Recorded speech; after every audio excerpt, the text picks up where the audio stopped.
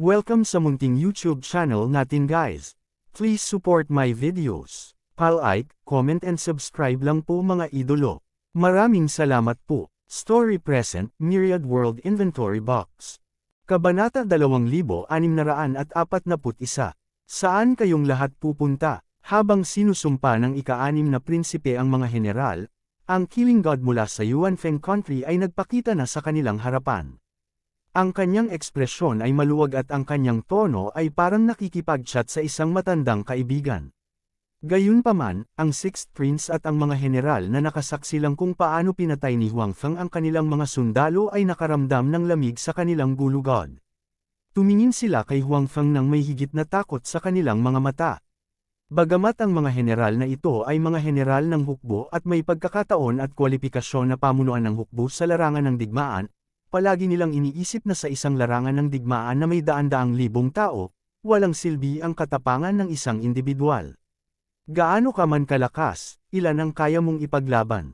Gagamit ako ng 10 tao para palibutan ka. Kung hindi gumana, magpapadala ako ng 50 o higit pa. Siguradong matatalo ka nila. Kaya naman, bilang mga general, binigyang pansin ng mga general na ito ang sining ng digmaan. Gayunpaman, matapos makita ang katapangan ni Huangfeng, nagsimulang mag-alinlangan ang kanilang mga iniisip. Ang katapangan ng isang individual ay talagang limitado sa larangan ng digmaan. Gayunpaman, nang ang katapangan ng individual na ito ay lumampas sa limitasyon at naging hindi magagapi, iyon ay isa pang bagay sa kabuuan. Kahit na ang mga general na ito ay hindi direktang lumaban kay Huangfeng, nasaksihan lamang nila ang labanan sa pagitan ni Huangfeng at ng iba pang mga sundalo. Bagamat napapaligiran siya ng daan-daang mga sundalo, si Huangfeng ay tila payapa pa rin at patuloy na pinapatay ang kanilang mga sundalo. Si Huangfeng ay wala sa anumang panganib. Ang kanilang mga elite na sundalo mula sa Fengzhou country ay hindi man lang mahawak ng sulok ng damit ni Huangfeng. Paano nila siya sasaktan? Kaya naman, tiyak na dahil nakita nila kung gaano kalakas si Huangfeng kaya nagkakaisang pinili ng mga general na ito na iwasan siya.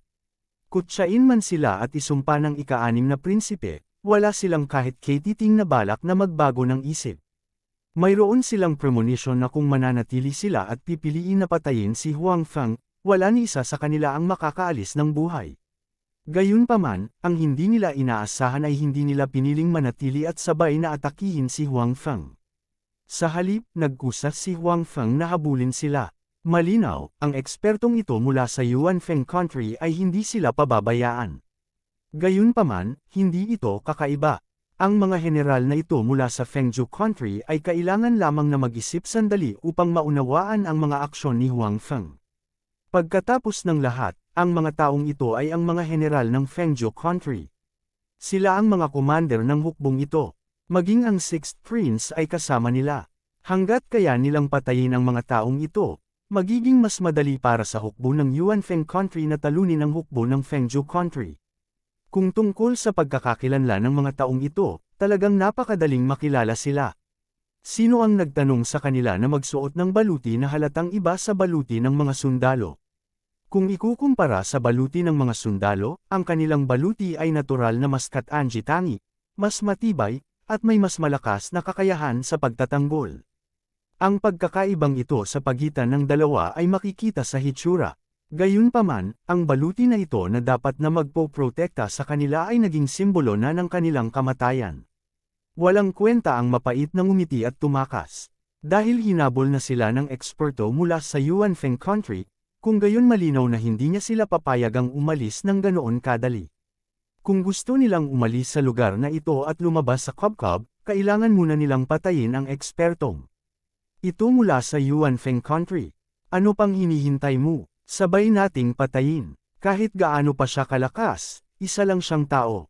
Kung sabay-sabay na umatake ang lahat, tiyak na mamamatay siya. Ang Sixth Prince ay umungal. Noong una ay ayaw niyang umalis sa ganoong kalungkutan. Sa simula, napakahirap para sa kanya na tanggapin ang pag-abandona sa hukbo at pagtakas ng mag-isa. Pakiramdam niya ay sobrang nakakahiya. Ngayon, kung siya ay natakot ng isang tao mula sa Yuanfeng country, kung gayon ay hindi na siya magkakaroon ng mukha upang mabuhay sa mundong ito sa hinaharap. Gayunpaman, nasa ilalim na siya ngayon ng kontrol ng kanyang mga nasasakupan at walang awtoridad na mag-utos.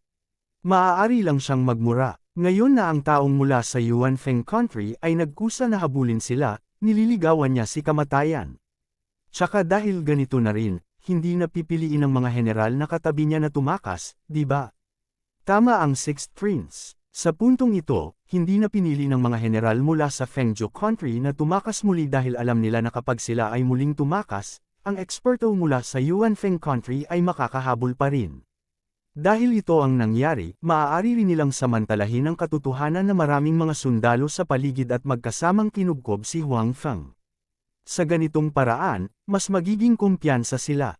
Hinugot ng mga general na iyon ang kanilang mga espada at inutusan ang mga nakapaligid na sundalo na ipagpatuloy ang pagkubkob kay Huang Feng, habang lumilingon sila sa paligid para sa isang pagkakataon.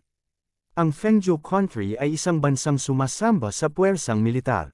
Upang maging isang general sa hukbo ng naturang bansa, hindi lamang kailangang magkaroon ng mahusay na kasanayan sa pamumuno, tiyak na hindi magkukulang ang personal na katapangan ng isang tao.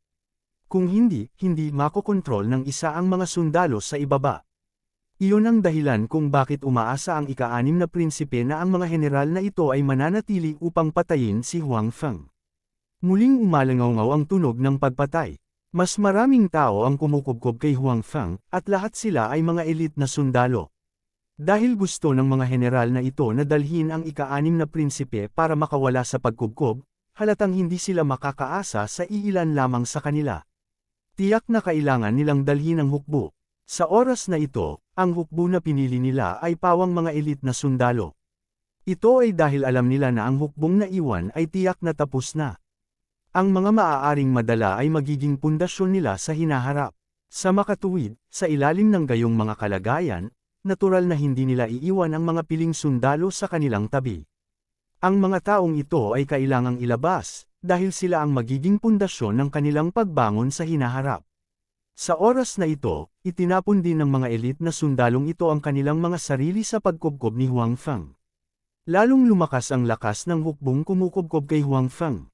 Gayunpaman, ang ikinabahala ng mga general mula sa bansang Fengzhou ay ang dalubhasa mula sa bansa ng Yuan Feng. Kahit na kinubkob siya ng napakalakas na hukbo, siya ay tila panatag pa rin sa pagkubkob ng walang kaunting gulat. Bukod dito, kahit na ang mga piling sundalo sa kanilang tabi ay sumali sa labanan, hindi pa rin ito gumawa ng malaking pagkakaiba sa larangan ng digmaan. Hindi pa rin nila mahawakan ng sulok ng damit ni Huang Feng. Paano ito naging posible? Paano siya naging napakalakas? Anong klaseng tao ito? Ang mga pagdududa ay umalangaw sa isipan ng mga general mula sa Fengzhou country. Hindi maipaliwanag na nabigla sila. Ang mga general na ito ay nasa kampo ng militar sa loob ng 12-dosenang taon. Anong klaseng eksperto ang hindi nila nakita noon? Ito ay tiyak na dahil nakita nila ang napakaraming mga eksperto na nadama nila na ang individual na katapangan ay ganap na walang silbi sa isang malaking labanan. Gayunpaman, ngayong nakita na nila ang mga kasanayang ipinakita ni Huang Feng, bigla nilang naramdaman kung gaano kababaw ang dati nilang kaalaman. Ang isang dalubhasa tulad ni Huang Feng ay isang bagay na hindi pa nila nakita o narinig noon. Sa oras na ito, maliban sa pagkabigla, takot lang ang nasa puso nila. Kabanata 2642. Naramdaman na lamang ng mga general ng Windju na nanlamig ang kanilang mga kamay at paa. Ang nagpapanik sa kanila ay ang eksperto mula sa Yuan Feng country ay nakatutok na sa kanila at umaakyat na sa kanila. Bilis, pigilan mo siya. Mga lalaki, i-block mo siya. I-block mo siya. Panipi, huwag mo siyang hayaang lumapit. Ang mga general na ito ay sabik na inutusan ang kanilang mga bodyguard at ang mga piling sundalo sa kanilang paligid. Hindi sila nang ahas na harapin si Huang Feng ngayon. Bagamat handa silang patayin si Huang Feng ng magkasama, pagkatapos makita na si Huang Feng ay mas malakas kaysa sa inaasahan nila, ang pag-iisip na ito ay nawala ng husto. Gayunpaman, alam din nilang kung aalis sila ngayon, nililigawan nila si kamatayan. Umaasa lang sila na ang mga sundalong nasa ilalim nila ay pipigilan si Huang Feng at kalagkarin siya pababa. Pagkatapos, maghahanap sila ng pagkakataon para patayin ang ekspertong ito mula sa Yuan Feng country na nagparamdam sa kanila ng takot. Ang mga sundalo sa tabi ng mga general na ito ay walang tigil din na nagrereklamo sa oras na ito. Dahil personal nilang nakipag-away kay Huang Feng, nagkaroon sila ng mas malalim na pag-unawa sa kapangyarihan ni Huang Feng. Ang kanilang mga kapwa sundalo na nakipaglaban kay Huang Feng ay karaniwang hindi makakatagal ng higit sa isang round. Kadalasan, ang dalubhasa mula sa Yuanfeng country ay basta-basta umaatake at madaling papatayin ang mga eksperto sa kanilang panig. Hindi man lang sila nagkaroon ng pagkakataong mag-react.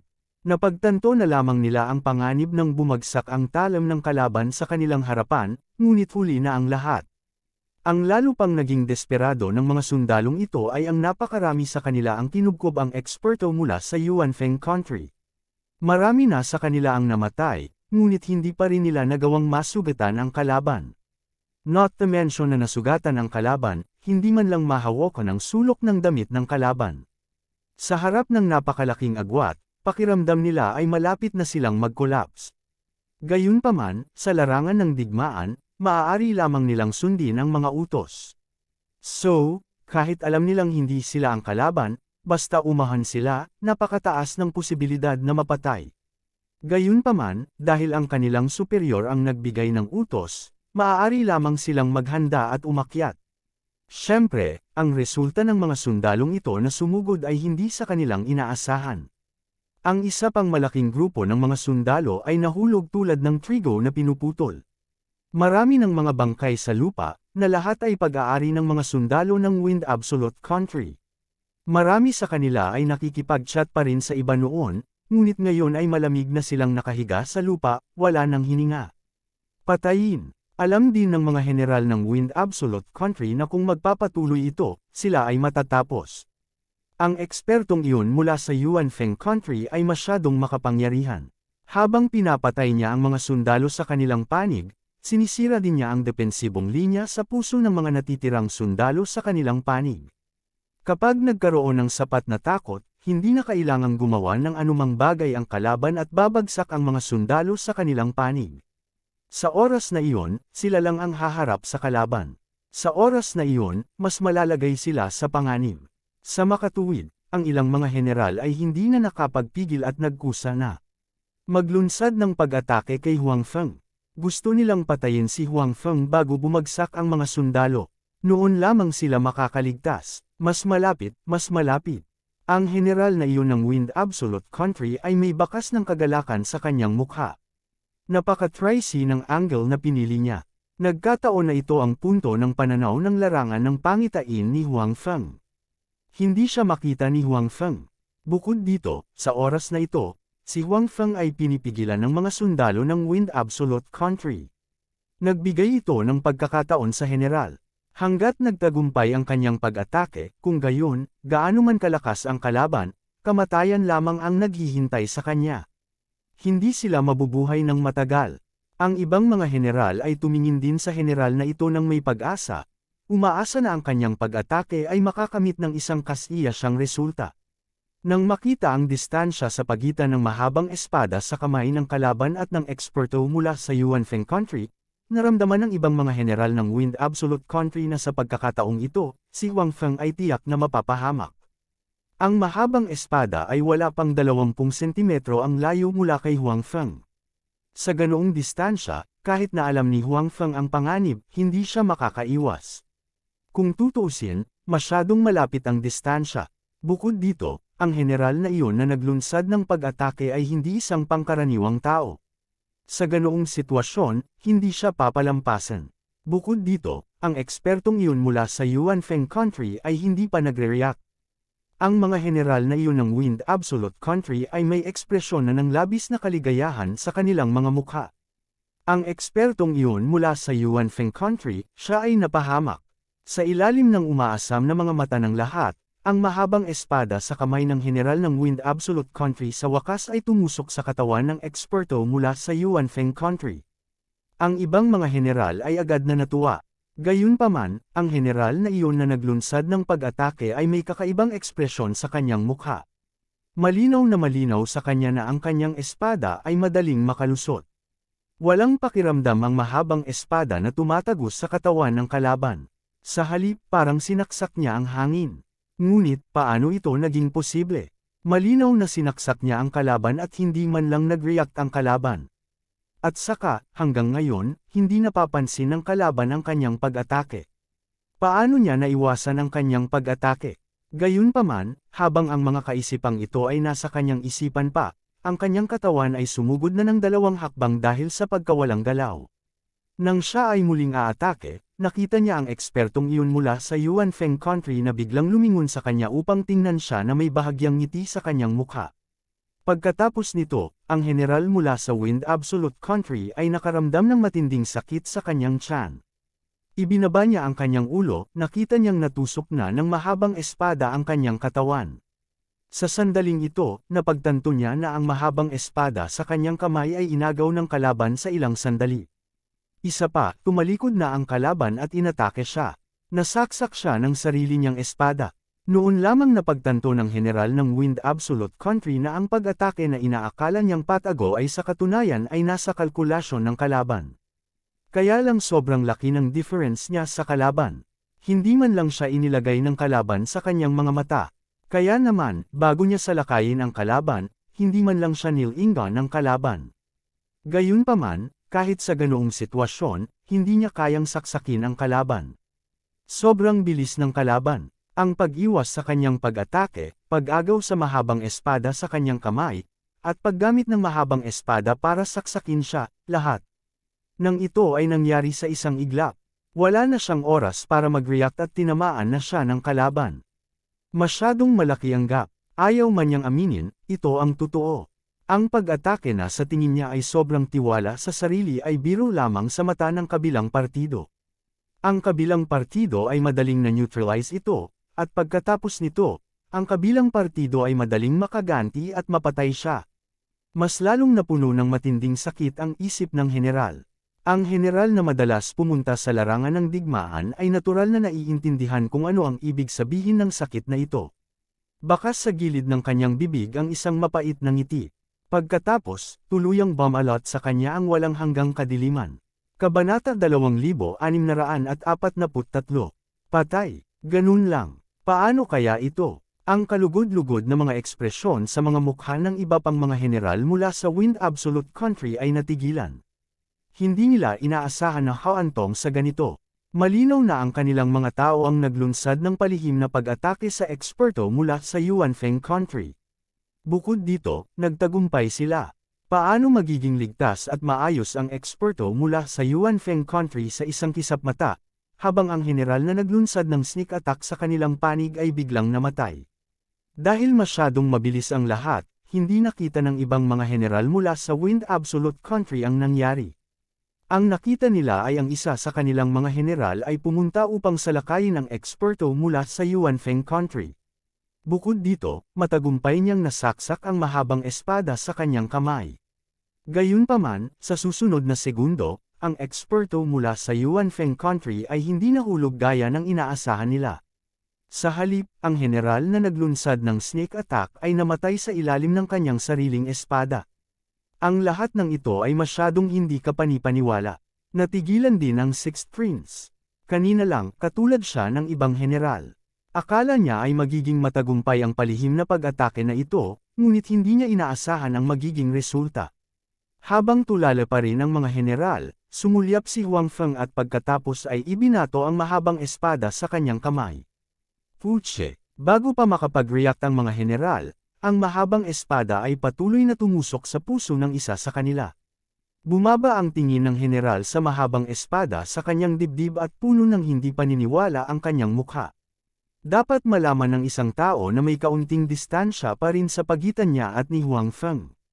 Bukod dito, ang paggalaw ni Huang Feng nang ihagis niya ang mahabang espada ay napakaswal. Mukhang hindi naman siya gumamit ng sobrang lakas. Bilang karagdagan, nakasuot siya ng makapal na baluti. Not to mention that the other party thrown it so casually, even if he was standing in front of him, baka hindi makalusot ang espada sa armor niya. Gayunpaman, ngayon, ang kanyang baluti at ang kanyang katawan ay madaling natusok ng mahabang espada ni Huang Feng. Ang kanyang makapal na baluti ay parang papel sa harap ni Huang Feng. Wala itong anumang defensive effect at madaling natusok. Flop. Bakas pa rin sa mukha ng general na iyon ang hindi makapaniwalang pagbagsak niya sa lupa. Ang kanyang pagkahulog ay ginaisin din ng iba pang mga general. Sa loob ng maikling panahon, 2 sa kanilang mga general ang napatay. Nagdulot ito ng takot sa natitirang mga tao. Bagamat naramdaman nila na ang eksperto mula sa Yuan Feng Country ay napakalakas, hindi nila inaasahan na siya ay napakalakas. Napakadaling patayin ng 2 sa kanilang mga general. Parang laro, masyadong kitang-kita ang agwat sa pagitan ng 2 panig. Mapapatay pa kaya nila siya. Ang natitirang mga general ay walang tiwala sa lahat. Kahit na marami pa silang kakampi at ang kabilang panig ay napapaligiran pa rin nila, natatakot na silang mapatay. Isang malamig na lamig lang ang naroon sa kanilang mga puso. Patayin mo siya. Ang 6th Prince ay sumigaw sa takot. Noong nakaraan, kapag ang ibang mga general ay gustong tumakas, ang ika-6 na prinsipe ay minamaliit at isinumpa sila, sa pag-aakalang sila ay masyadong duwag. Ang kabilang partido ay isang tao lamang, gaano kaya sila kalakas? Ngunit ngayon, hindi iyon naisip ng ika-6 na prinsipe. Nasaksihan niya ang buong proseso ng pagpatay ni Huang Feng sa 2 sa kanilang mga general. Ang takot sa kanyang puso para kay Huang Feng ay mas seryoso kaysa sa ibang mga general. Bilang 6th Prince ng Fengju Country, napakaganda pa rin ng kanyang buhay. Lalo na sa mga taong ito, ang lakas ng Fengju Country ay tumaas ng husto. Maging ang Great Lu Dynasty sa loob ng pass o ibang bansa sa labas ng pass, walang nang ahas na sakta ng Fengju Country. Dahil dito, napakahusay ng ekonomiya ng Fengju Country. Ang mga aristokrata ay nagsimula ng magsaya sa buhay. Ang ika-6 na prinsipe ay isa sa kanila. Bagamat wala siyang pag-asa na magmana ng trono noon, kontento na siyang maging prinsipe. Maganda ang kanyang buhay, kaya natural, nag-aatubili siyang humiwalay sa buhay. Ngunit ngayon, may nagbabanta sa kanyang buhay sa larangan ng digmaan. Natatakot talaga siya. Bata pa lang siya, gusto pa niyang manatili sa mundong ito para tamasahin ang marangyang buhay. Hindi siya pwedeng mamatay dito. Sa oras na ito, pinagsisihan na ng 6th Prince ang pagsali sa kompetisyong ito. Kung hindi siya ang emperor, hindi siya magiging emperor. Hindi ba mas mabuting maging isang ordinaryong prinsipe? Pinilit niyang sumali sa kompetisyong ito. Ngayon, inilagay niya ang kanyang sarili sa malaking panganib. Kung alam niyang mangyayari ito, hindi siya sasali sa kompetisyong ito. Kung ganoon nga, ine-enjoy pa rin niya ang marangyang buhay sa China. Pero ngayon, huli na para magsisi. Kung gusto niyang iligtas ang kanyang buhay, kailangan niyang patayin ang nakakatakot na ekspertong ito mula sa Yuan Feng Country. Matapos marinig ang mga salita ng 6th Prince, ang mga general ng Fengju Country ay mapait na ngumiti. Patayin ang eksperto mula sa Yuan Feng Country. Gusto nila, ngunit ang susi ay hindi nila ito magagawa. Masyadong malakas ang kalaban. Sa napakaikling panahon, marami na siyang napatay sa kanilang panig. Tsaka palapit na siya ng palapit sa kanila. Pigilan mo siya. Nagkatinginan ng ilang general at nagpas siyang tumakas mula sa eksperto ng Yuan Feng Country. Nawalan na sila ng lakas ng loob na harapin ang kalaban. Alam din nilang hindi sila papakawalan ng kalaban. Umaasa na lamang sila ngayon na magagamit ng kanilang mga bodyguard at elite na sundalo ang kanilang buhay para pigilan ang kalaban. Kung gaano kalubha ang mga pagkalugi, wala silang karapatan na isaalang-alang sa ngayon. Matapos matanggap ang utos, ang mga bodyguard at iba pang mga elite na sundalo ay naglunsad ng walang takot na pag-atake kay Huang Feng, umaasang makapagbibigay ng oras para makatakas ang kanilang mga general. Alam din nila ang mga iniisip ng mga general na iyon, ngunit maliwanag na hindi ito ang oras upang maging sama ng loob. Madali pa rin silang makitungo ni Huang Feng. Sinulyapan niya ang mga general na nagsimulang tumakas muli. Ayaw na niyang i-drag pa ito. Sa pamamagitan lamang ng pagpatay sa mga taong iyon, ang hukbo ng Wind Absolute Country ay madadaanan ng mas mabilis at mas lubusan. Kinailangan pa ni Huang Feng na magmadali sa ibang mga larangan ng digmaan, kaya ayaw niyang manatili dito ng masyadong matagal. Mas mabuting tapusin na ang labanan sa lalong madaling panahon. Sa pag-iisip nito, ayaw ni Huang Feng na magpatuloy sa pakikipaglaro sa kanila. Ginamit niya ang kanyang treading wave subtle steps at nalagpasan ang pagkubkob ng mga sundalo ng Fengju Country. Siya ay sumugod sa harapan ng mga general na iyon, at sa mga mata ng mga taong iyon sa kawalan ng paniniwala at takot, sinimulan niya silang katayin. Isa talaga itong patayan. Nang harapin ang buong pag-atake ni Huang Feng, hindi pa banggitin ang mga ordinaryong general na iyon, kahit ang mga self-cultivator na iyon ay hindi kapantay para sa kanya. Sa makatuwid, hindi nahirapan si Huang Feng na patayin sila. Parang naghihiwa ng melon at gulay. Ang mga general ng Fengzhou Country ay isa-isang namatay sa ilalim ng talam ni Huang Feng. Kabanata 2644. Ang ika-6 na prinsipe ay parang isang maliit na bangka sa gitna ng isang malaking alon. Maaari itong tumaob anumang oras, ngunit hindi ito tumaob. Hindi agad pinatay ni Huang Feng ang Sixth Prince dahil nakikita niya na ang Sixth Prince ang pinakamahina sa mga taong ito. Hindi na kailangang magmadali upang patayin ang gayong tao. Sa makatuwid, pinatay muna ni Huang Feng ang mga general ng Wind Absolute Country. Kung wala ang mga general na ito, ang pagbagsak ng hukbo ng Wind Absolute Country ay ganap na nakikinita. Sa makatuwid, ang ika-6 na prinsipe ay maaari lamang manood sa katakutan habang ang mga general na sumuko sa kanya ay isa-isang namatay sa ilalim ng talam ni Huang Feng. Ang mga general na iyon na napakatapang sa kanyang paningin ay hindi man lang nakayanan ng kahit isang suntok mula sa pag-atake ni Huang Feng. Hanggat ikinakaway ni Huang Feng ang kanyang talam, tiyak na may isang general ng Wind Absolute Country na babagsak. Walang makakatakas sa pag-atake ni Huang Feng. Naunawaan ng ika-6 na prinsipe na kahit ang mga makapangyarihang general na iyon ay hindi katugman ng eksperto mula sa Yuanfeng Country. Tapos, mas naging imposible para sa kanya na maging kalaban niya. Hanggat inaatake siya ng kalaban, tiyak na mamamatay siya.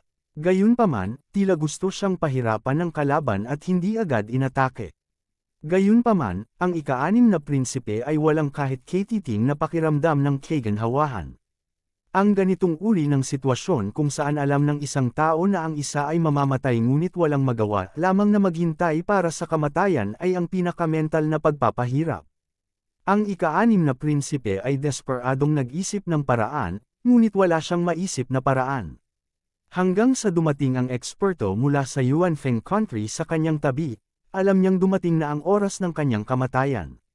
Putong, nang walang pag-aalinlangan, nang tumayo si Huang Feng sa kanyang harapan, ang ika-6 na prinsipe ay direktang lumuhod sa ilalim ng panggigipit ni Huang Feng. Namumutla ang kanyang mukha habang sinisigawan si Huang Feng, "Huwag mo akong patayin, sumuko ako. Ako ang ika-6 na prinsipe ng Wind Absolute Country. Ako ay kapakipakinabang sa iyo, mangyaring huwag mo akong patayin." Si Huang Feng, na akmang kikilos, ay huminto nang makita niya ang Sixth Prince na lumuhod at humingi ng awa. Ang pagpatay sa ika-6 na prinsipe ay napakadali. Hanggat marahang iwinagayway ni Huang Feng ang kanyang talam, ang ika-6 na prinsipe ay hindi magkakaroon ng pagkakataong mabuhay. Gayunpaman, hindi ito isang paraan upang mapakinabangan ang mga benepisyo. Tulad ng sinabi ng ika-6 na prinsipe, ang pagkakakilanlan ng kabilang partido ay kapakipakinabang pa rin sa kanya. Sayang ang pagpatay sa kanya ng ganito. "Susuko ka na ba talaga?" tanong ni Huang Feng. "I surrender, I surrender." Ang Sixth Prince, na naghihintay na ng kamatayan, ay mabilis na tumango nang marinig ang tanong ni Huang Feng. Kinawag niya ang kanyang buntot at humingi ng awa, na nagpahiya sa mga nakapaligid na sundalo ng Wind Absolute Country.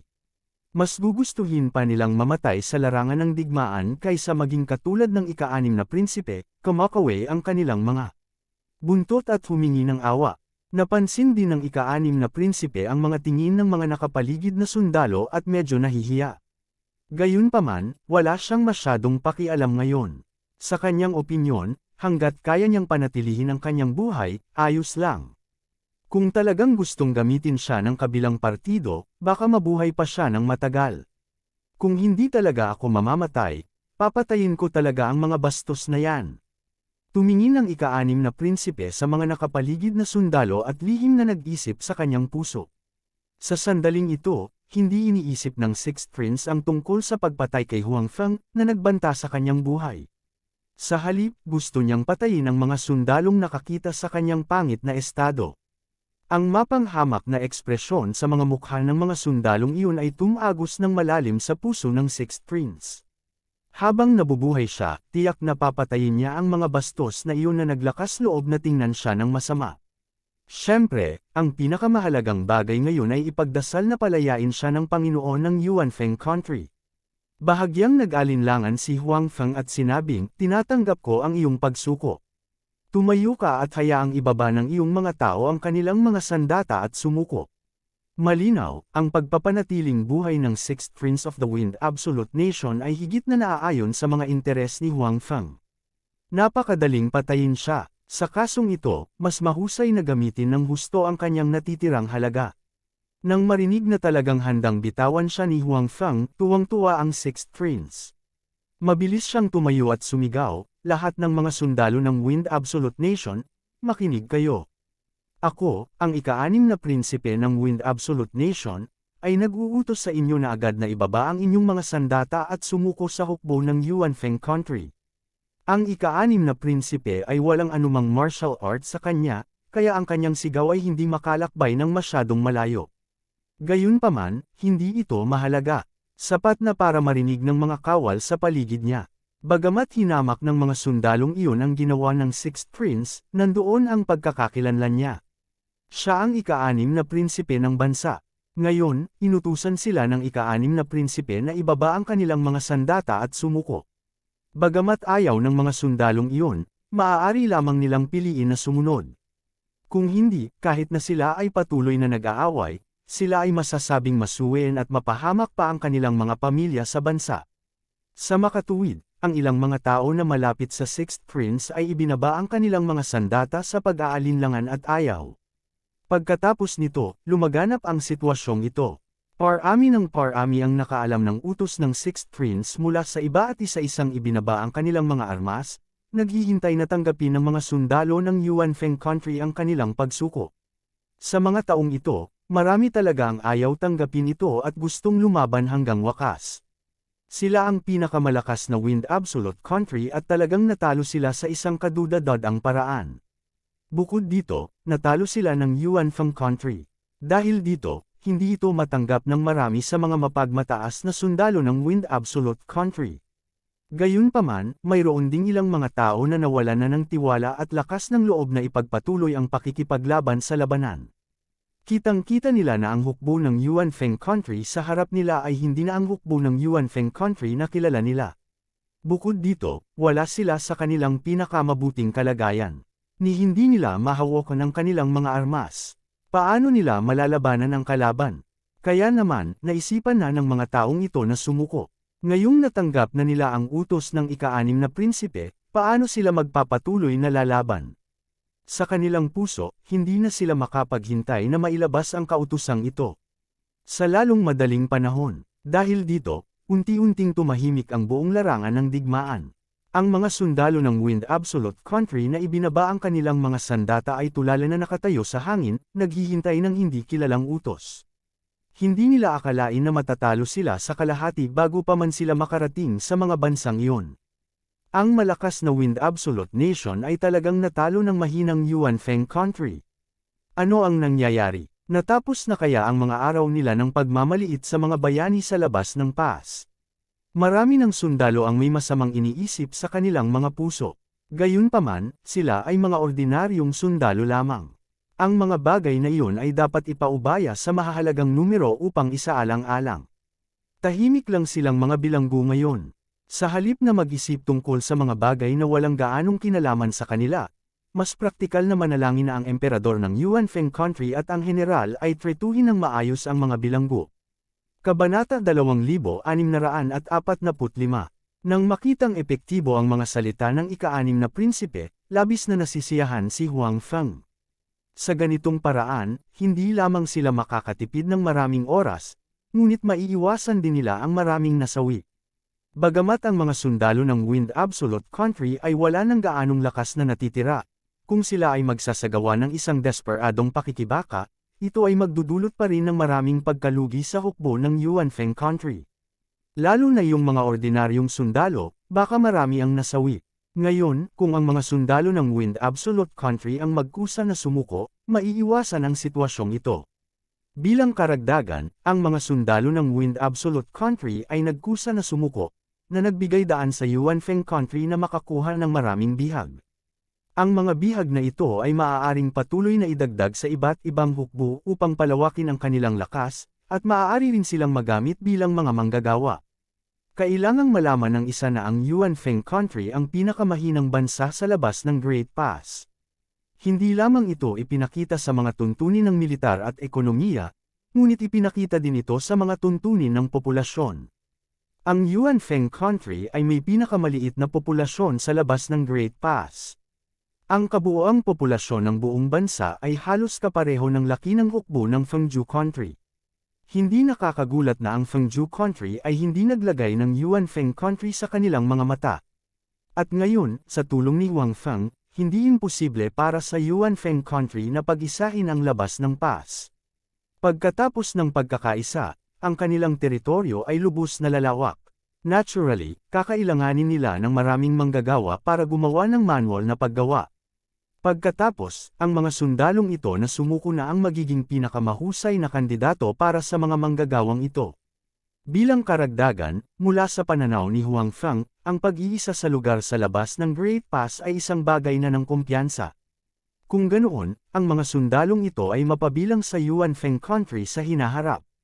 Natural, hindi sila papatayin kung kaya nila. Siyempre, kung hindi pipiliin ng mga taong ito na sumuko at piniling lumaban hanggang wakas, hindi magiging magalang si Huang Feng sa kanila.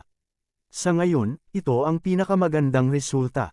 Matapos maibaba ng mga sundalong nasa ilalim niya ang kanilang mga sandata at sumuko, ang ika-6 na prinsipe ay tumingin kay Huang Feng na may nakakunot noong ekspresyon, umaasang hahayaan siya ni Huang Feng.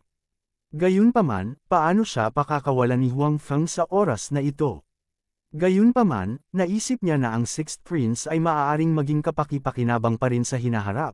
Kaya hindi niya sinunog ang tulay pagkatapos tumawid sa ilog at patayin siya. Inutusan lang niya ang kanyang mga kawal na bantayan siya pansamantala. Hindi man siya makaalis kaagad, at least na iligtas ang kanyang buhay.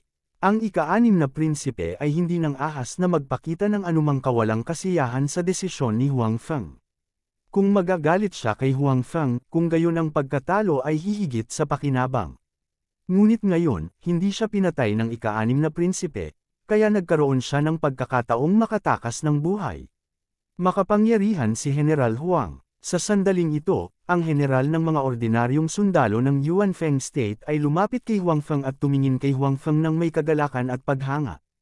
Sa orihinal, ang general na ito ay may mga pagdududa pa rin tungkol sa lakas ni Huang Feng at ng kanyang hukbo, lalo na nang sumugod si Huang Feng dito mula sa nakaraang ambush point. Ito ay talagang hindi kapanipaniwala. Kahit na kaya niyang talunin ang hukbo ng Fengju Country, hindi makatuwiran para sa kanya na maging napakabilis. Gayunpaman, hindi masyadong nagpaliwanag si Huang Feng, at alam ng general na ito na si Huang Feng ang paborito ng kanilang emperador, kaya hindi siya nang ahas na maghinala. Kaya lang niyang ibaon sa puso niya ang hinalang ito. Sa katunayan, hindi siya masyadong nagtiwala kay Huang Feng. Gayunpaman, pagkatapos ng pananambang na ito, ang kanyang opinyon kay Huang Feng ay nagbago ng husto. Ang dati niyang pagdududa tungkol kay Huang Feng at sa kanyang hukbo ay nawala. Ngayon, mayroon lamang siyang paghanga at paggalang kay Huang Feng at sa kanyang hukbo. Ngayon lang, pagkatapos magsimula ng ambush, ang hukbo ni Huang Feng ang sumugod sa harapan at unang bumagsak sa linya ng depensa ng Fengju Country. Alam din ng general na ito na kahit na ang hukbong pinamunuan niya pagkatapos ay lumaban ng maganda, alam niya na ang lahat ng ito ay dahil ang hukbo ni Huang Feng ang nagbigay daan para sa kanila at lumikha ng magandang kondisyon para magawa nila ito. Ang hukbo ni Huang Feng ay nakalusot na sa linya ng depensa ng kalaban. Kasabay nito, malalim din ang epekto nito sa mentalidad ng mga sundalo ng kalaban, na nagparamdam sa kanila na walang kapangyarihan. Dahil dito ang mga sundalo sa hukbo ng Fengju Country ay walang gaanong pag-iisip at kakayahang lumaban. Dahil din sa sitwasyong ito kaya ang mga kawal na pinamumunuan ng general na ito ay naging maayos na sumugod. Kung hindi, ang resulta ay tiyak na ibang sitwasyon. Siya ay nasa kampo ng militar sa loob ng maraming taon at alam kung gaano kalaki ang agwat sa pagitan ng hukbo ng Yuan Feng Country at ng hukbo ng Fengju Country sa mga tuntunin ng kapangyarihang labanan. Bukod dito, wala silang kasing daming tao dito gaya ng hukbo ng Fengju Country. Kahit na ang hukbo ng Fengju Country ay pagod na pagod, ngunit kung hindi dahil sa hukbo ni Huang Feng, hindi sila mananalo laban sa hukbo ng Fengzhou Country. Bilang karagdagan, ang personal na katapangan ni Huang Feng ay nag-iwan din ng malalim na impresyon sa general na ito. Sa orihinal, si Huang Feng ay mukhang napakabata at may iskolar na hitsura. Siya ay tila maamo at mahina. Inisip lamang ng general na ito na si Huang Feng ay may kaunting kakayahan sa pamumuno at pagsasanay.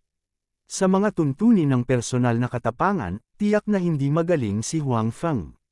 Gayunpaman, nang magsimula na ang labanan, alam niya kung gaano kalakas si Huang Feng. Nang patayin ni Huang Feng ang kaaway, siya ay may kalmado pa ring ekspresyon at mukhang mahina. Gayunpaman, sa buong larangan ng digmaan, walang sinuman ang kalaban ni Huang Feng. Ang mga sundalong iyon ng Fengzhou Country ay hindi man lang nakalapit at pinatay ni Huang Feng. Kahit na kinubkob siya ng lahat, si Huang Feng ay magaling pa rin at hindi man lang nagpanik. Bukod dito, maaari pa rin niyang patayin ang kalaban ng walang anumang pinsala. Pagkatapos noon, si Huang Feng ay napalibutan ng maraming sundalo ng Fengzhou Country at pinatay ang malaking bilang ng mga general ng Fengzhou Country. Nabihag din niya ang ika-6 na prinsipe ng Fengzhou Country. Dahil dito, lalo pang hinangaan ng general ng Yuanfeng Country si Huang Feng. Alam niyang tiyak na hindi niya magagawa ang ginawa ni Huang Feng. Bukod dito, naniniwala rin siya na walang sinuman sa labas ng pass ang makakagawa ng ginawa ni Huang Feng. Pagkatapos, sa hukbo, ang 10 tao laban sa 100 tao, sa harap ni Huang Feng, ay parang isang biro. At dahil napatay ni Huang Feng ang isang malaking bilang ng mga general ng Fengzhou Country at nahuli ang ika-6 na prinsipe kaya napakadali at natapos ang labanang ito. Sa oras na ito, hindi nagduda ang general na ito na ginamit ni Huang Feng ang napakaikling panahon para talunin ang hukbo ng Fengzhou Country sa nakaraang ambush point. Ito ay dahil nakita niya ito ng sarili niyang mga mata.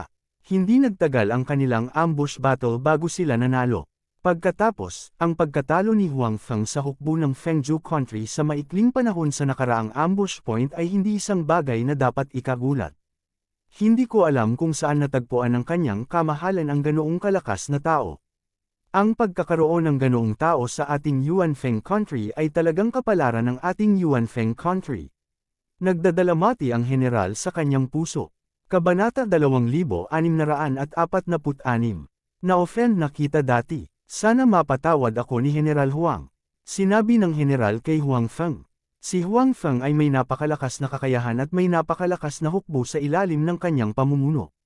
Bilang karagdagan, ang bagong emperador ay nagtiwala sa kanya. Masasabing maliwanag ang kinabukasan ni Huang Feng sa Yuanfeng Country. Ang general na ito ay natural na ayaw na masaktan si Huang Feng. Dati, nag-aalala siya sa magiging resulta ng labanan. Iyon ang dahilan kung bakit sinabi niya iyon kay Huang Feng. Ngayong sigurado na siya na hindi niya naiintindihan si Huang Feng, diretsyong humingi ng tawad ang general na ito kay Huang Feng. Ayos lang. Ikinaway ni Huang Feng ang kanyang kamay at sinabi. Sa kanyang posisyon, wala siyang pakialam sa kung ano ang iniisip ng ibang tao sa kanya. Sa harap ng ganap na lakas, lahat ng iba ay panandalian. Kailangan ko pang sumugod sa susunod na ambush point. Dapat alam mo na ang gagawin, di ba? Sabi ni Huang Feng sa general. Si Huang Feng at ang kanyang hukbo ang mobile force para sa malakihang pananambang na ito. Nang matapos ang isang lugar, kailangan nilang sumugod kaagad sa susunod. Sa kabutihang palad, ang mga sundalong ipinagpalit ni Huang Feng ay ang pinakamahusay sa pinakamahusay. Kahit na wala silang anumang panloob na lakas at hindi pambihirang mga master, alam pa rin nila kung paano huminga. Kailangan lang nilang magpahinga saglit para makabawi ng maraming lakas at maipagpatuloy nila ang pakikipaglaban. Naiintindihan ko, kinuyam ng general ang kanyang mga kamay at sinabi. Naunawaan niya ang kahulugan ni Huang Feng ng napakalinaw. Si Huang Feng at ang iba ay kailangang magmadali sa susunod na ambush point. Pagkatapos, ang gawain ng paglilinis ng larangan ng digmaan dito ay natural na ibibigay sa kanya. Kahit na ang hukbo ng Wind Absolute Country ay sumuko, hindi sila maaaring maging pabaya sa pagtanggap ng mga bihag. Kung mayroong anumang mga aksidente, maaari itong humantong sa napakasamang kahihinatnan. Tutal wala naman silang masyadong tao dito. Tumango si Huang Feng at sinabing, yung ika-6 na prinsipe ng Wind Absolute Country, bantayan mo siyang mabuti. Huwag siyang hayaang makatakas. Baka maging kapaki-pakinabang siya sa hinaharap. Bagamat hindi alam ni Huang Feng kung paano haharapin ang ika-6 na prinsipe, nandoon pa rin ang pagkakakilanlan ng kabilang partido. Bilang isa sa mga prinsipe na may kakayahang makipagkumpetensya para sa trono, kahit na ang ika-6 na prinsipe ay walang silbi, magkakaroon pa rin siya ng ilang impluensya sa Wind Nation. Bagamat natalo na nila ang hukbo ng Wind Absolute Country dito, kailangan pa rin nilang salakayin ang hukbo ng Wind Absolute Country kung gusto nilang ganap na sirain ang Wind Absolute Country. Sa panahong iyon, maaaring may iba pang gamit ang ika-6 na prinsipe. Siyempre, kahit walang ibang gamit, hindi masyadong mahirap magsama ng isa pang bihag. Alam ko, hindi ko siya hahayaang makatakas, saad ng general. Kahit na hindi siya partikular na tinuruan ni Huang Feng, ang general na ito ay tututuon pa rin sa ika-6 na prinsipe ng Wind Absolute Country. Ang pagkakakilanlan ng kabilang partido ay marangal. Nasanay man siyang makipagpalitan ng pera sa kinabukasan, marami siyang makukuha. Tumango si Huang Feng. Noon lamang siya tumawag sa kanyang mga piling sundalo. Habang ang iba pang mga sundalo ng Yuanfeng Country ay napuno ng paghanga at paghanga, ang mga sundalo ng Wind Absolute Country ay napuno ng puot at takot habang nakatingin sila sa malayo. Hindi pa tapos ang laban nila. Sa ganitong paraan, patuloy na pinamunuan ni Huang Feng ang mga elite na tropa sa iba't ibang larangan ng digmaan, na patuloy na nakikipaglaban sa hukbo ng Wind Absolute Country. Ito rin ang nagpabatid sa iba pang tropa ng Yuanfeng Country at ng hukbo ng Wind Absolute Country sa mga piling tropa at sa kanilang walang katulad na lakas sa pakikipaglaban. Dahil sa pagdagdag ni Huang Feng at ng mga elite na tropa, naging maayos ang labanan sa pananambang. Bawat ambush battle na nilahukan ni Huang Feng at ng iba pa, lahat sila ay nakakuha ng huling tagumpay. Gayunpaman, ang parehong mga labanan at paglalakbay ay nangangailangan ng oras. Ang mga prinsipe ng Wind Absolute Country, upang sakupin ang mas maraming lupain sa lalong madaling panahon, lahat ay nagmamadali ng buong lakas. Sa makatuwid, kahit na sinubukan ni Huang Feng at ng iba pa ang kanilang makakaya upang mapabilis ang kanilang bilis at makatipid ng oras, mayroon pa ring dalawang grupo ng mga pananambang na nagsimula bago pa man sila dumating. Sa isang panig, nang dumating si Huang Feng, ang labanan ay nasa pinakamatindi nito. Nang hindi hinintay ang suporta ni Huang Feng, sinundan pa rin ng hukbo ng Yuanfeng Country na maagang tumambang sa planong tambangan ng hukbo ng Wind Absolute Country. Gayunpaman, bagamat sila ay naghihintay ng payapa, ang lakas ng pakikipaglaban ng hukbo ng Wind Absolute Country ay tiyak na hindi dapat maliitin. Bagaman hindi sila pagod ngayon, matapos makita na ang kalaban ay ang hukbo ng Yuanfeng Country, hindi lamang ang mga sundalong ito ng Wind Absolute Country ay hindi nakaramdam ng takot, ngunit ang kanilang moral ay tumaas. Bago makita ang lakas ng hukbo ni Huang Feng, ang mga ordinaryong sundalo ng Yuanfeng Country ay wala sa mata ng hukbo ng Wind Absolute Country. Higit pa rito, ang bilang ng mga sundalo sa Yuanfeng Country ay hindi masyadong malaki sa simula. Pagkatapos nito, nahati ang mga sundalo sa ilang grupo para isagawa ang pananambang. Sa makatuwid, ang bilang ng mga sundalo sa bawat pangkat ay hindi malaki. Sa ganitong paraan, ang mga sundalo ng Wind Absolute Country ay hindi gaanong natatakot. Gayunpaman, ang hindi nila inaasahan ay bagamat sila ang nangunguna sa pakikipaglaban sa hukbo ng Yuanfeng Country, ang paglaban ng hukbo ng Yuanfeng Country ay mas malakas kaysa sa inaasahan nila. Hindi dahil hindi pa sila nakipaglaban sa hukbo ng Yuanfeng Country noon at madaling manalo sa bawat pagkakataon. Gayunpaman, sa pagkakataong ito, bagamat sila ang may kapangyarihan, hindi nila nagawang talunin ang kalaban sa maikling panahon. Sa halip, ang larangan ng digmaan ay nahulog sa isang hatek ng digmaan. Ang hukbo ng Yuanfeng Country ay dumanas ng maraming pagkatalo, at ang hukbo ng Wind Absolute Country ay dumanas din ng maraming pagkalugi. Ang sitwasyong ito ay nagpagalit sa mga sundalo ng Wind Absolute Country, ngunit sila ay naguguluhan sa kanilang mga puso. Hindi nila alam kung ang mga sundalong ito ng Yuanfeng Country ay nakainom ng maling gamot. Bakit sila nag-away ng matindi? Dati, hindi nila napagtanto na ang hukbo ng Yuanfeng Country ay kayang lumaban ng napakahusay. Sa katunayan, ang lakas ng pakikipaglaban ng ordinaryong hukbo ng Yuanfeng Country ay hindi gaanong tumaas. Ang dahilan kung bakit kaya nilang lumaban ng buong tapang at lumaban ng husto ay dahil nanalo sila laban sa bansa ng Chen Yuanfeng at mga kalyadong puwersa ng ibang mga bansa. Dahil dito, tumaas ng husto ang kanilang moral at kumpiyansa. Lumalabas na hindi kami ang pinakamahina na hukbo sa labas ng paas. Hindi naman pala kami ganun kaina. Marami sa mga sundalo ang may ganoong kaisipan sa kanilang mga puso.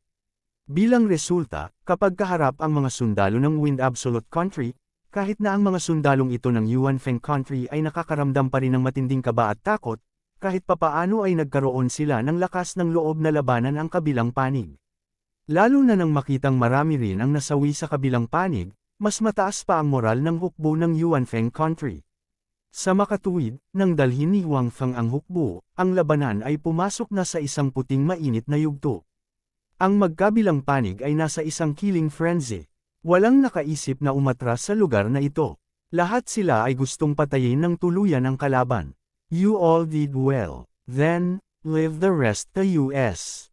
Tiningnan ni Huang Feng ang mga sundalo ng Yuanfeng Country na matapang na lumalaban at bumubulong sa sarili.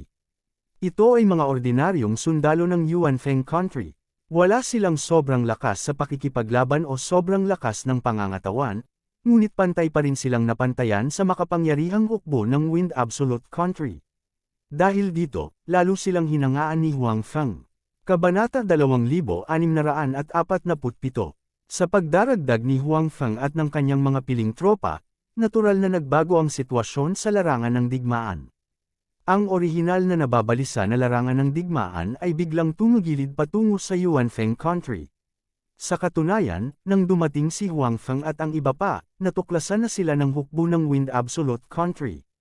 Tungkol sa hukbong ito na biglang sumulpot, hindi na nila kailangan pang tumingin para malaman na ito ay tiyak na mga reinforcement ng Yuanfeng Country dahil tiyak na walang anumang reinforcement mula sa Wind Absolute Country. Dahil sa utos ng matandang emperador, ngayon, sa suporta ng hukbo, ang mga prinsipe na may pag-asa na lumaban para sa trono, lahat ay nagdala ng sarili nilang mga tropa upang salakayin ang ibang mga bansa. Sila ay nasa isang mapagkumpetensyang relasyon sa isa't isa. Tutal, iisa lang ang posisyon at isa lang ang nanalo sa huli. Kaya naman, masasabing ang panig ng Wind Absolute Country ay isa-isang lumalaban.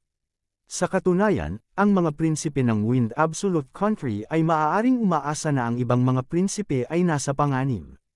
Paano sila magpapadala ng mga tao para tumulong sa ibang mga prinsipe? Dahil dito, nang makita nila ang hitsura ng isa pang hukbo, alam ng mga general ng Wind Absolute Nation na ang mga bagong dating ay tiyak na mga reinforcement ng Yuanfeng Nation.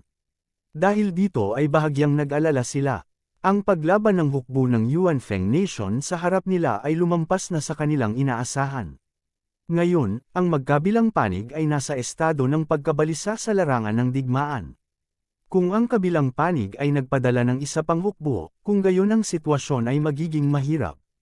Hulaan. Gayunpaman, nang malaman nilang 2 hanggang 3,000 katao lamang ang mga reinforcement, agad na nag-relax ang mga general ng Wind Absolute Country na nag-aalala. Malinaw, ang maliit na bilang ng mga tao ay hindi magkakaroon ng labis na epekto sa larangan ng digmaan. Ang huling tagumpay ay mapapabilang pa rin sa kanilang Wind Absolute Country. Kahit na ang paglaban ng hukbo ng Yuanfeng Country ay lumampas sa kanilang mga inaasahan, ang mga general ng Wind Extinction Country ay naniniwala pa rin na ang kanilang hukbo ay hindi matatalo at ang huling tagumpay ay sa kanila. Ang katotohanan ay halos pareho. Kahit na ang magkabilang panig ay nababalisa, sa katotohanan, ang Wind Extinction Country ay mayroon pa ring ilang mga pakinabang.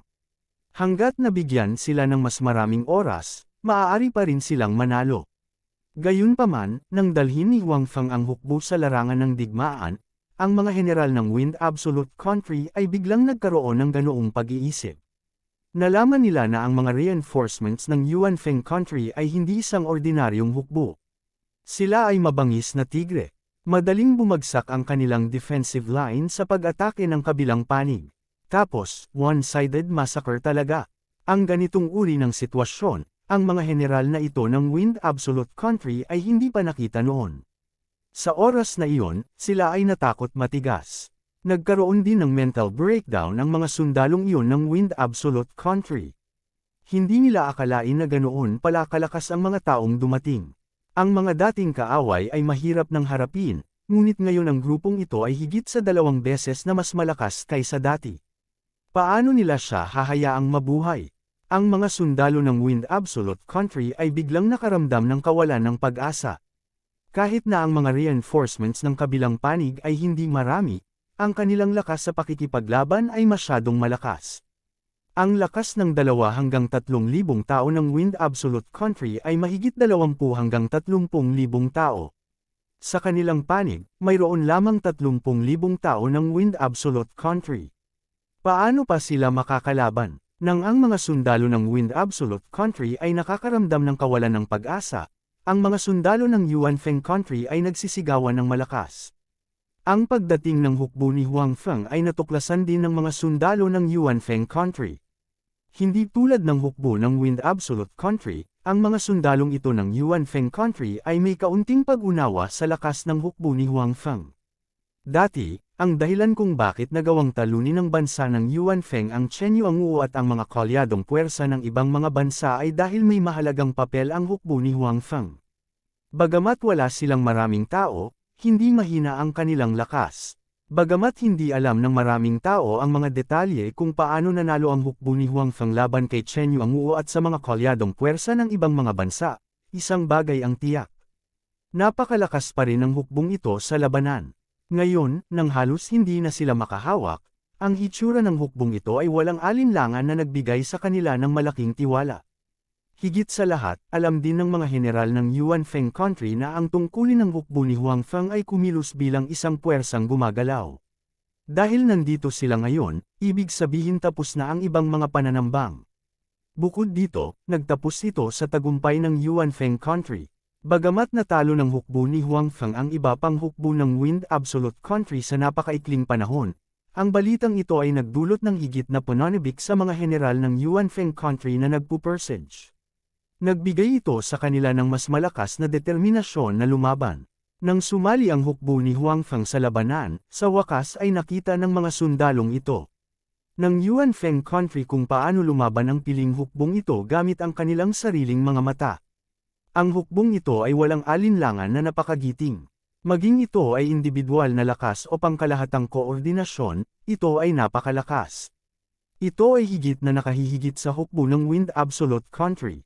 Sa orihinal, ipinagmamalaki ng mga sundalong ito ng Yuan Feng Country na nagawa nilang saluhin ang hukbo ng Wind Absolute Country sa mahabang panahon. Gayunpaman, pagkatapos makita ang lakas ng pakikipaglaban ng hukbo ni Huang Feng, bigla nilang naramdaman na sila ay hindi gaanong mahalaga kung ikukumpara. Nagkaroon sila ng pakiramdam ng paghanga sa hukbo ni Huang Feng. Ito ay isang napakalakas na hukbo. Hindi katakataka na nagawa nilang patuloy na talunin ang hukbo ni Chen Yuanguo at ang mga kalyadong puwersa ng ibang mga bansa. Sobrang lakas talaga ng combat power na ipinakita nila. Matapos sumali ang hukbo ni Huang Feng sa labanan, mabilis na naging malinaw ang sitwasyon sa larangan ng digmaan. Ang hukbo ng Yuan Feng Country, na sa una ay hindi makahawak, ay muling sumabog na may mahusay na lakas sa pakikipaglaban. Nakipagtulungan sila sa hukbo ni Huang Feng at natalo ang hukbo ng Wind Absolute Country. Natuklasan ng mga sundalo ng Wind Absolute Country, na orihinal na inakala na ang tagumpay ay nasa paningin, na hindi nila namamalayan na lumakad na sila patungo sa pagkawasak. Sila ay lumubog na sa isang napaka-passive na estado sa buong larangan ng digmaan. Bilang karagdagan sa pisikal at mental na pagkahapo, ang mga sundalong ito ng Wind Absolute Country, pagkatapos na mawalan ng kumpiyansa na manalo, ang kanilang kabuoang lakas sa labanan ay mabilis na bumaba, ganap na nahulog sa isang hindi magandang posisyon. Ito ay isa pang tagumpay. Gayunpaman, sa pagkakataong ito, hindi dumating ang hukbo ni Huang Feng bago magsimula ang pananambang. Sa makatuwid, ang mga nasawi sa panig ng Yuan Feng Country ay hindi maliit. Gayunpaman, sa huli, nanalo sila. Sa makatuwid, ang mga sundalo ng Yuan Feng Country ay lubos na nasisiyahan sa resultang ito. Sa kabilang banda, mas malala pa ang sitwasyon sa kabila. Nang sumugod si Huang Feng at ang iba pa mula sa larangang ito ng digmaan, ang hukbo ng Yuan Feng Country na responsable sa pananambang sa hukbo ng Wind Absolute Country ay natalo na. Ang hukbo ng Wind Absolute Country ay matagumpay na nakapasok sa target na imperial na lungsod at natapos ang pananakop sa bansang iyon. Kabanata 2648. Tungkol sa sitwasyong ito, hindi masyadong nagulat si Wu Fan. Pagkatapos ng lahat, ang mga prinsipe na ito ng Wind Absolute Country ay nahahati sa ilang grupo, at kailangan niyang pamunuan ang hukbo sa lahat ng paraan. Ang mga labanan at paglalakbay ay nangangailangan ng oras, at normal para sa hukbo ng Wind Absolute Country na makalusot sa pananambang. Gayunpaman, mula rito, makikita ang kagitingan ng hukbo ng Wind Absolute Country. Malinaw na gumugol sila ng maraming enerhiya sa kalsada, habang ang panig ng Yuanfeng Country ay nag-set up ng maagang pagtambang, naghihintay na makapasok ang pagod na kaaway. Makikita kung gaano kagiting ang hukbo ng Wind Absolute Country. Kung ang hukbo ng Wind Absolute Country ay nasa normal na antas, kung gayon ang bilang ng mga ambas na masisira ay magiging mas marami. Dumating si Huang Feng malapit sa pananambang ng hukbo ng Yuanfeng Country at nagtipo ng grupo ng mga natalong sundalo. Pagkatapos ng kaunting reorganisasyon, hinabol niya ang kabiserang lungsod ng Wind Absolute Country. Sa oras na ito, ang hukbo ng Wind Absolute Country ay kakapasok lamang sa lungsod, at ang kanilang pundasyon ay hindi matatag. Ito ang pinakamagandang oras para salakayin sila. Gayunpaman, tila iba ang opinyon ng general ng natalong hukbo ng Yuanfeng Country. General Huang, dapat ba nating hintayin na dumating ang mga reinforcement bago salakayin ang lungsod na ito? Ang general ay nag-alinlangan sandali at sinabi. Mula sa bibig ni Huang Feng, alam na ng general na ang iba pang mga pananambang ay nanalo. Ito ay natural na isang napakakapanapanabot na bagay, at ang general ay natural na napakasaya na marinig ang balitang ito. Gayunpaman, nang gustong salakayin ni Huang Feng ang lungsod na ito ngayon, medyo nag-alinlangan siya. Ang hukbo ng Wind Absolute Country ay kakapasok pa lamang sa lungsod at hindi pa ganap na nakakamit. Gayunpaman, ang sitwasyon sa kanilang panig ay hindi masyadong maganda. Ang kanilang hukbo ay natalo lamang, at ang hukbo ni Huang Feng ay mayroon lamang 2 hanggang 3,000 tao. Bagamat napakalakas ng kanilang lakas, hindi ito sapat upang kabkuban ang lungsod. Masyadong maliit ang bilang. Bukod dito, wala silang anumang mga sandata sa pagkubkob sa kanilang mga kamay. Naghahanda silang tambangan ng hukbo ng Wind Absolute Country. Ito ay isang labanan sa ligaw, kaya natural, hindi sila maaaring magdala ng anumang mga armas sa pagkubkob. Si Huang Feng at ang iba ay kailangang magmadali mula sa isang lugar patungo sa isa pa sa lalong madaling panahon. Upang paikliin ang oras hanggat maaari, hindi sila maaaring magdala ng anumang mga armas sa pagkubkob. Kahit na ang mga pader ng mga lungsod sa labas ng pass ay karaniwang hindi masyadong mataas, at hindi maihahambing sa mga pader sa loob ng pass, sila ay mga pader pa rin. Kung walang mga sandata sa pagkubkob, walang alinlangan na napakahirap na salakayin ang lungsod. Kaya naman naisip ng general na kapag natapos na ng hukbong nasa likod nila ang reorganization, tiyak na pupunta sila rito para sumuporta. Ngayon, kailangan lang nilang palibutan ang lungsod na ito at hintayin ang pagdating ng mga reinforcement. Hindi na kailangang salakayin ang lungsod. Kung gagawin nila, masyadong malaki ang pagkalugi. Gayunpaman, nang marinig ni Huang Feng ang mga salita ng general, umiling siya at sinabing, hindi na kailangang maghintay. Masyadong mahaba ang oras na kailangan para muling ayusin ang hukbo. Imposibleng makarating sila sa maikling panahon.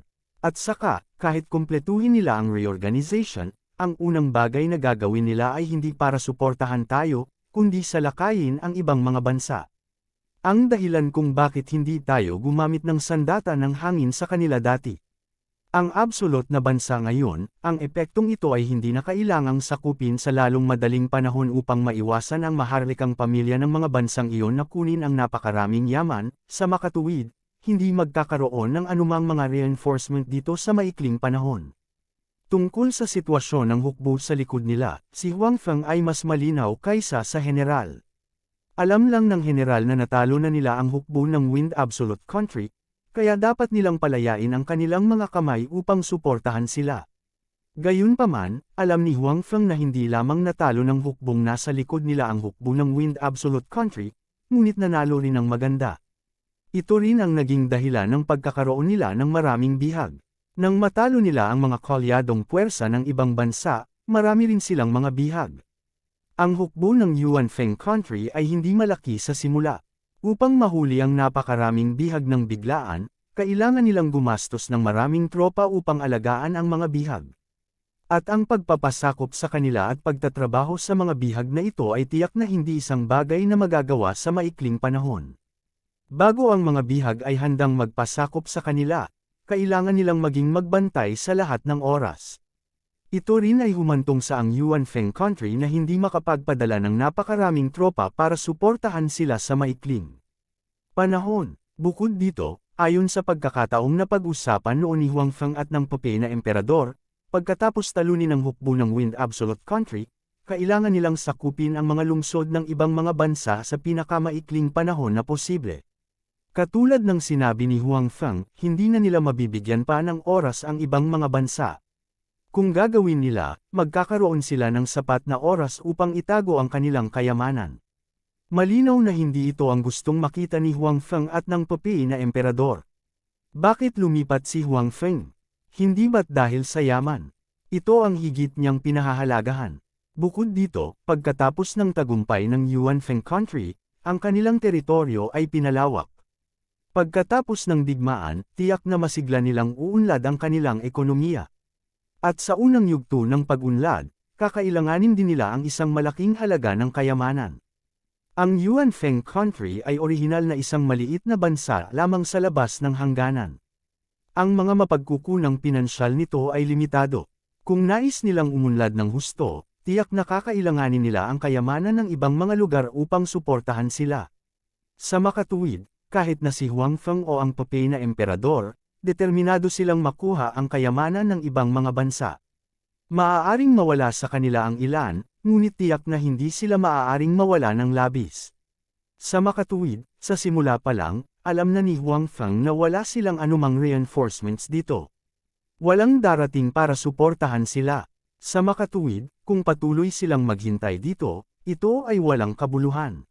Sa halip, bibigyan nito ng pagkakataon ng hukbo ng Wind Absolute Country sa lungsod na huminga. Magiging disadvantageous iyon sa kanila. Imbes na iyon, mas mabuting umatake kaagad. Bukod dito, hindi na kailangan ni Huang Feng ng anumang reinforcements. Kung talagang hindi niya kayang talunin ang kalaban, maaari siyang makipagpalitan ng ilan pang sundalo. Siyempre, mula sa pananaw ni Huang Feng, dahil personal siyang dumating, kung gayon walang dahilan para hindi niya matalo ang hukbo ng Wind Absolute Country sa lungsod.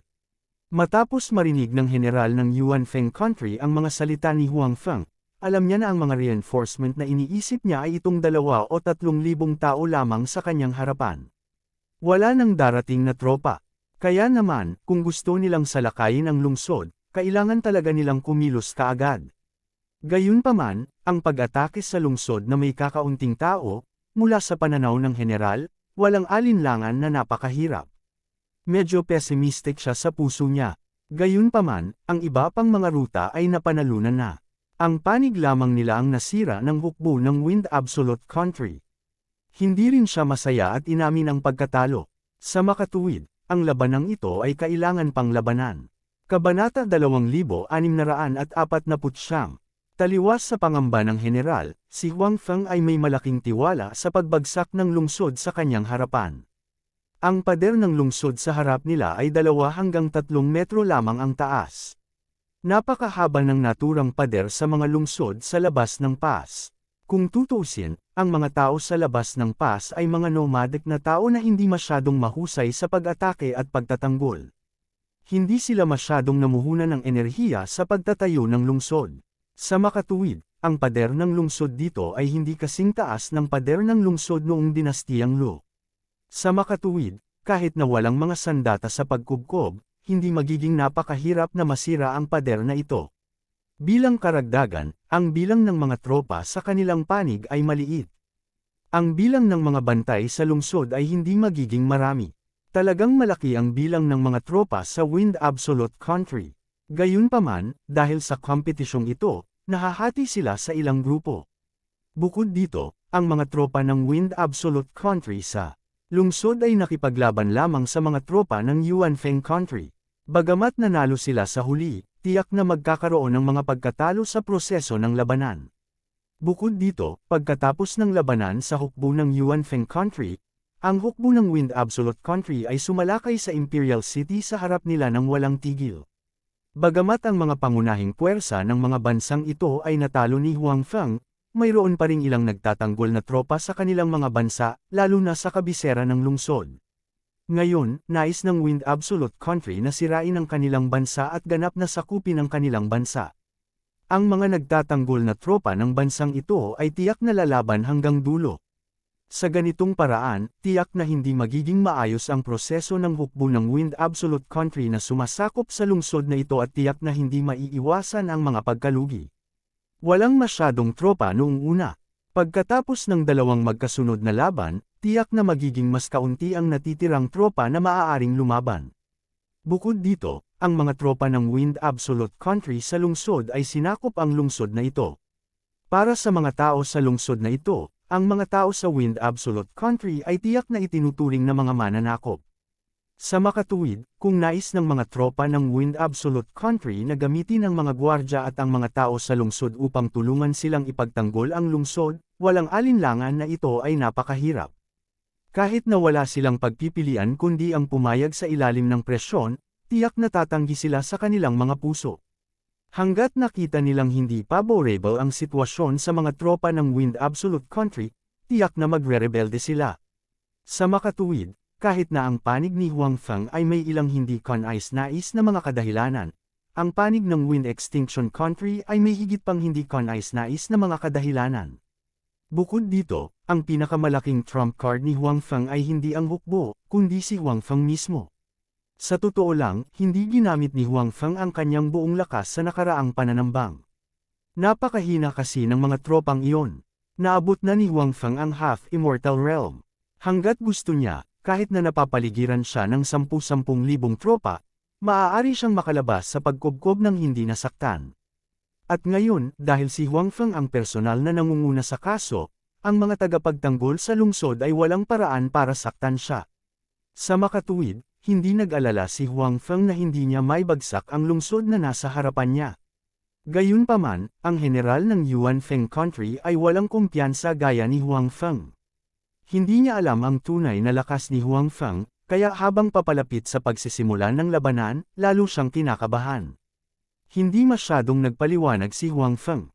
Kapag nagsimula ang labanan, natural na malalaman ng general na ang kanyang mga alalahanin ay hindi kailangan. Kailangan na lang niyang maghintay hanggang sa makapasok sila sa lungsod. Nang dumating ang grupo ni Huang Feng sa labas ng lungsod, alam na ng hukbo ng Wind Extinction Country sa lungsod na dumating na ang grupo ni Huang Feng. Nang matapos nilang pandarambong ang lungsod, pinangunahan ng 7th Prince of the Wind Extinction Country ang kanyang mga sundalo sa tuktok ng lungsod at tiningnan ang paparating na hukbo ng Yuanfeng Country. Sa hitsura nito, ang hukbo ng Yuanfeng Country ang umamba sa atin. Talagang may lakas sila ng loob. Tumingin ang ikapitong prinsipe sa hukbo sa malayo at sinabi sa mga general na nasa tabi niya. Kung ikukumpara sa 4th Prince at 6th Prince na walang alam tungkol sa military affairs, ang talento ng 7th Prince sa military affairs ay hindi mas masama kaysa kay Luisa. Gayunpaman, si Luisa ang unang prinsipe at maagang pumasok sa kampo ng militar upang magsanay. Masyado. Pangbata ang 7th Prince at hindi nagkaroon ng maraming pagkakataon na mamuno ng mag-isa. Dahil dito, pinamunuan niya ang hukbo ayon sa gusto niya. Puno ng ambisyon ang kanyang puso. Inaasahan din niya na matulad siya kay Luisa at makamit ang magagandang tagumpay sa larangan ng digmaan at makakuha ng suporta ng mga sundalo sa hukbo. Ang pagtambang sa daan ay ang unang pagkakataon din ng 7th Prince na manguna sa isang labanan. Siya lang din ang isa sa iba't ibang hukbo ng Wind Extinction Country na nagpadala ng mga scouts upang mag-imbestiga ng maaga. Maaari siyang ituring bilang isang kinatawan ng pangkatang akademiko at karaniwang nag-aaral ng iba't ibang uri ng kaalaman sa larangan ng digmaan. Sa pagkakataong ito, nagawa niyang pamunuan ang hukbo at binigyan siya nito ng pagkakataong ilapat ang teorya sa realidad. Kaya naman medyo matigas ang hukbong pinamunuan niya. Bagamat siya ay balisa, kapag oras na upang magpadala ng mga scout, pinalabas pa rin niya ang mga ito. Sa makatuwid, ang pangkat ng 7th Prince na ito ay isa lamang sa iba't ibang hukbo ng Wind Extinction Country na nakatuklas ng pananambang sa hukbo ng Yuanfeng Country. Naging dahilan ito upang ang mga general ng Yuanfeng Country ay walang pagpipilian kundi ang pag-atake ng maaga. Ang isang labanan ng ambas ay naging labanan ng engkwentro. Gayunpaman, sa puso ng 7th Prince at ng iba pang mga general, ang hukbo sa labas ng pass ay hindi dapat maging tugma para sa kanila. Sa katunayan, nakuha nila ang huling tagumpay. Gayunpaman, ang ikinagulat nila ay hindi naging maayos ang proseso. Bagamat dahado ang hukbong gustong tambangan, hindi sila bumagsak. Matagal silang nakasalikop sa kanila bago nila natalo ang hukbong ito. Ang hindi inaasahan ng 7th Prince ay ang hukbong ito na kanilang natalo ay talagang lumitaw muli. Natalo sila sa nakaraang engkwentro at tila hindi kumbinsido ang kabilang partido. Gusto talaga nilang salakayin ang lungsod. Alam ng ikapitong prinsipe na ang kalabang hukbo ay walang mga sandata sa pagkubkob. Sa katunayan, ang buong bansa sa labas ng pass ay walang maraming armas sa pagkubkob. Sa makatuwid, nadama ng ikapitong prinsipe na isang hanggal na bagay ang pag-atake sa lungsod kasama ang mga natalong sundalong ito. Tama, dati, akala natin ay hukbo ng ibang bansa ang umambas sa atin. Sinong mag-aakala na ito talaga ang hukbo ng Yuanfeng Country? Hindi ba dapat ngayon na sila nag-aayos at nagpapahinga? Bakit ang lakas pa ng loob nilang atakihin tayo? Sabi ng isa pang general. Dapat dahil alam din nila na pagkatapos nating salakayin ang mga bansang ito na ang kanilang pagkakataon. Kaya't gusto nilang mag-strike muna para makakuha ng mataas na kamay. Gayunpaman, ang karamihan sa kanilang hukbo ay dapat na nag-aayos at nagpapahinga. Kaya't hindi gaanong aming mga tropa ang maaaring umatake sa atin. Sabi ng general sa gilid. They actually dare to attack us with so few people. I really don't know what the emperor of the Yuanfeng Country is thinking. Do they think that we are weak as the other country? Haha, sino ang nakakaalam kung ano ang iniisip ng bagong emperador? Malamang gusto niyang aktibong maghanap ng kamatayan. Ang ilang mga general ng Wind Extinction Country ay nag-uusap at nagtatawanan sa pader ng lungsod. Hindi nila inilagay sa kanilang mga mata ang papasok na hukbo ng Yuanfeng Country. Kabanata 2650.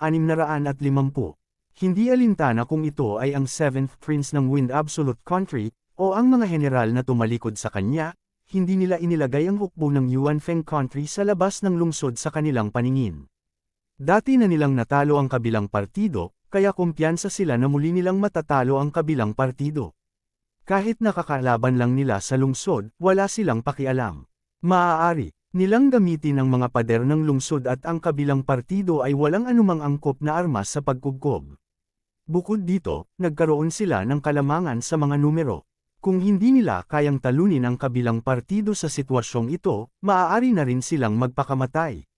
Sa makatuwid, kahit na mayroong isang hukbo sa labas ng lungsod, ang kapaligiran sa mga pader ng lungsod ay medyo maganda. Maging ang mga sundalo ng Wind Absolute Country ay tila napaka-relax. Mula sa pananaw ng lahat, ang hukbo ng Yuanfeng Country sa labas ng lungsod ay natalo lang. Ngayong hinabol na nila, tiyak na kailangan na nilang magpahinga kapag narating na nila ang mga pader ng lungsod. Sa ganitong paraan, magkakaroon din ng pagkakataong makapagpahinga ang mga tao sa lungsod. Kapag sila ay nakabawi, hindi sila matatakot kahit na ang hukbo ng Yuanfeng Country sa labas ng lungsod ay 10 beses na mas malakas.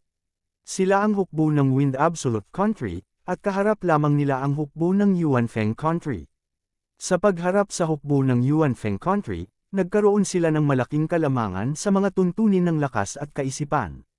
Sa makatuwid, walang naglagay sa hukbo ng Yuanfeng Country sa kanilang mga mata. Sa sandaling ito, pinangunahan ni Huangfeng ang hukbo sa ilalim ng lungsod.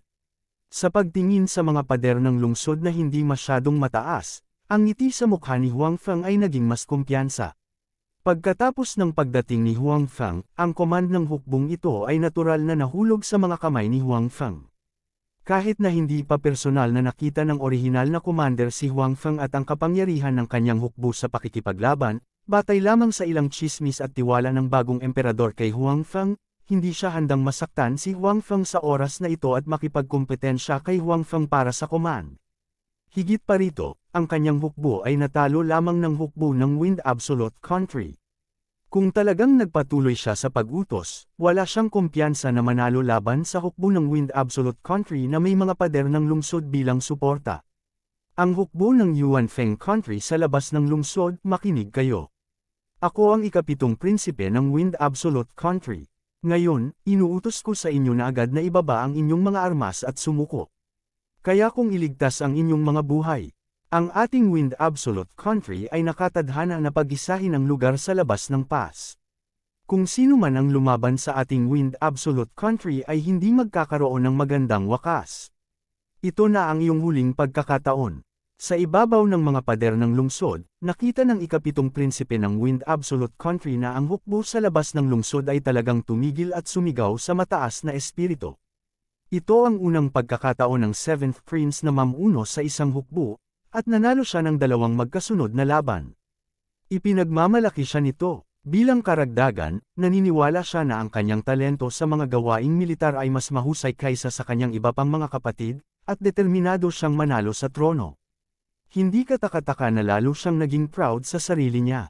Sa makatuwid, matapos makita na ang hukbo ng Yuan Feng Country ay talagang huminto, nagkaroon siya ng ideya na i-recruit ang hukbo ng Yuan Feng Country na ito upang sumuko. Tungkol sa kompetisyong ito para sa trono, sa katunayan, ito ay isang kompetisyon ng lakas ng bawat prinsipe. Kahit na ayon sa utos ng matandang emperador, ang sinumang sumikop sa pinakamaraming teritoryo ay mananalo, palaging may ilang mga prinsipe na hindi kumbinsido pagkatapos matalo. Pagkatapos, pagdating ng panahon, magiging normal na para sa kanila na gamitin ang hukbo sa kanilang mga kamay para maghimagsik at agawin ang trono. Sa makatuwid, ang 7th Prince ay nag-iisip din ng mga paraan upang madagdagan ang lakas. Sa kanyang mga kamay, matalo man siya sa kompetisyon sa bandang huli, basta't sapat ang lakas sa kanyang mga kamay, magkakaroon pa rin siya ng pagkakataong ibalik ang mga talahanayan. At least, mailigtas niya ang sarili niyang buhay. Ngayon, maliban sa ilang veteranong general, ang iba pang mga general sa bansa ay nakapili na ng sarili nilang kampo. Sa ilalim ng sitwasyon kung saan walang paraan upang madagdagan ang kanilang sariling lakas sa pamamagitan ng pag-recruit ng domestic army, ang pag-recruit ng hukbo ng Yuan Feng Country na ito upang sumuko ay malinaw na isang magandang ideya. Sa nakaraang labanan, ang hukbo ng Yuan Feng Country na ito ay gumanap ng napakahusay, na higit pa sa inaasahan ng 7th Prince. Nalampasan din ito ang pagsusuri ng ibang mga general sa lakas ng hukbo ng Yuan Feng Country. Sa makatuwid, sa napakalakas na hukbo sa harap niya, napaka-normal para sa 7th Prince na magkaroon ng ideya na recruit sila para sumuko. Bukod dito, naniniwala rin ang 7th Prince na kung ang hukbo ng Yuan Feng Country sa labas ng lungsod ay hindi hanggal, sa kalaunan ay tatanggapin nila ang kanyang panawagan na sumuko. Kahit na hindi niya alam ang dahilan kung bakit lumakas ang hukbo ng Yuan Feng Country, kumpara sa Fengzhou Country, mayroon pa ring puwang. Naniniwala siya na ang nakaraang labanan ay nagpaunawa sa mga sundalo ng Yuan Feng Country sa puntong ito. Magkakaroon lamang ng isang pinuno sa buong Fengzhou Country. Sa makatuwid, pagkatapos na maunawaan ang agwat sa pagitan ng dalawang partido, kung ang mga sundalo ng Yuan Feng Country ay nais pa ring mabuhay, kung gayon ito ay isang napakagandang ideya na tanggapin ang kanyang panawagan na sumuko. Gayunpaman, pagkatapos marinig ang tiwala na tawag ng 7th Prince na sumuko, ang ngiti ni Wang Feng ay naging mas maliwanag. Sino ang nagbigay sa kanya ng lakas ng loob at pagtitiwala? Gusto na niya talagang sumuko sa kanya, nananaginip pa ba siya? Ibigay mo sa akin ang busog at palaso, sabi ni Wang Feng sa sundalo sa tabi niya. Pagkatapos, kinuha ng sundalo ang busog at palaso at ipinasa kay Wang Feng. Tinangal ni Wang Feng ang palaso at itinutok sa 7th Prince na nasa pader ng lungsod. Ang general ng Yuan Feng Country sa tabi niya ay nabigla. Babarilan ba ni Wang Feng ang 7th Prince sa kabilang panig? Ang lugar na ito ay higit sa 1,000 hakbang ang layo mula sa pader ng lungsod. Ang ikapitong prinsipe sa pader ng lungsod ay isang malabong anino lamang. Sa ganoong distansya, hindi banggitin ang pagbaril sa kalaban, magiging mahirap kahit na makita ng malinaw ang kalaban. Bukod dito, maaari bang bumaril ang busog at palaso ng ganoon kalayo? Natatakot ako na hindi ito magkakaroon ng kabagsikan na lampas sa 200 metro. Hindi mataas ang tingin ng general sa sitwasyon ni Huang Feng. Naramdaman pa niya na binibigyan ni Huang Feng ang kaaway ng isang bagay na gagamitin laban sa kanya. Walang ganap na kailangan para sa kanya na gawin ito. General Huang, nais ng general na hikayatin si Huang Feng. Gayunpaman, tumingin sa kanya si Huang Feng. Bagamat napaka-normal ng tinging iyon, napalunok ang general sa kanyang mga salita. Sa sandaling ito lamang niya napagtanto na ang General Huang na ito, na hindi niya maintindihan, ay maaaring hindi kasing simple ng tila sa kanya. Isang simpleng sulyap lang mula sa kanya ay talagang nakaramdam na siya ng takot. Ito ay isang pakiramdam na hindi niya kailanman naramdaman, kahit nakapagkaharap ang Emperor. Ito ang tingin ng isang tunay na dalubhasa. Biglang naramdaman ng general na marahil ang palaso ni Huang Feng ay magdadala ng isang uri ng hindi inaasahang sorpresa.